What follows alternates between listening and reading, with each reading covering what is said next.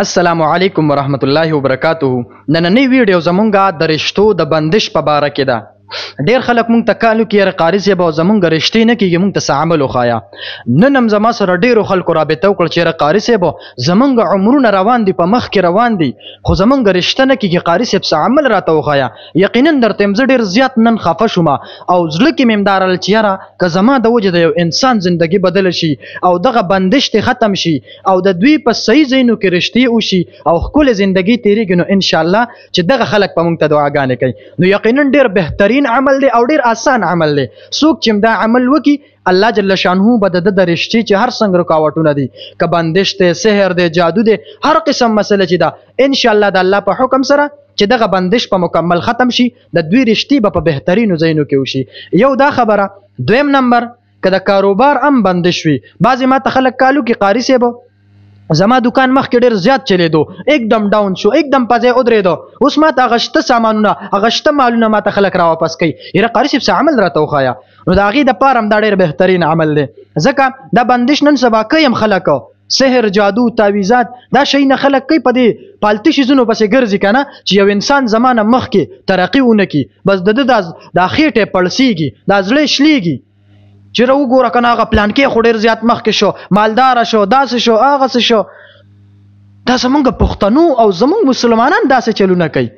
الله دې مونږ ټول معاف کړي. یقینا درته وایم په دې پالتو پیرانو پسې، په دغه شیانو پسې مه ګرځئ، ښه خپلې زندګۍ مه تباه کوئ، مه د نورو زندګۍ تباه کوئ.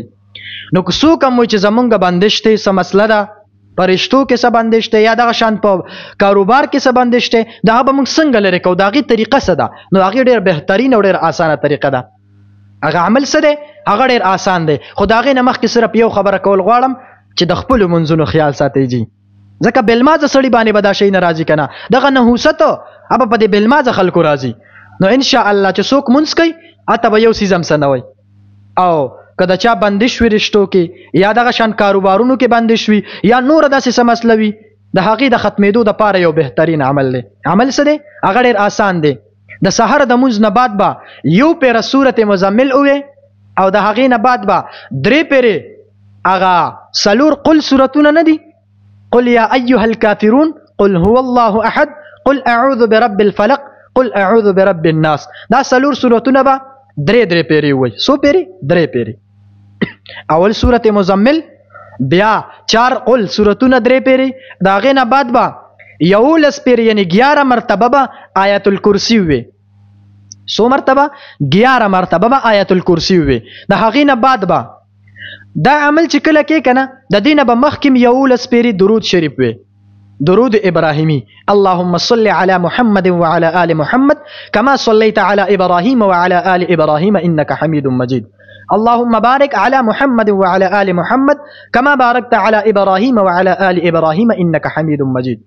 دا درود ابراهیمی دا به 11 پیرې مخکې وي، 11 پیرې به وروسته وي، په مینځ کې به یو پیره صورت مزمل. ښه صحیح واورئ، بیا بعضې خلک ما ته کالو کې قاري صاحب پوه پرې نه شو. نو ډېر آسان دی. ښه یو پیره به صورت مزمل ووی د سهار د مونځ نه بعد، او 3 پیرې به دا 4 قل صورتونه نه دي، قل یا ایها الکافرون، قل هو الله احد، قل اعوذ برب الفلق، قل اعوذ برب الناس. چې دا دی وي، د هغې نه بعد به 11 مرتبه یعنی 11 پیرې به آیت الکرسی وي، او د هغې نه بعد به درود شریف 11 پیرې، مخکې 11 پیرې درود شریف او بعد کې. او دا عمل وکړه انشاءالله که هر قسم بندش وي الله جل شانه به ختم کړي، د الله په قدرت سره به ختمېږي. دا څه خبره چې مې وکړې الله دې به عمل کوو.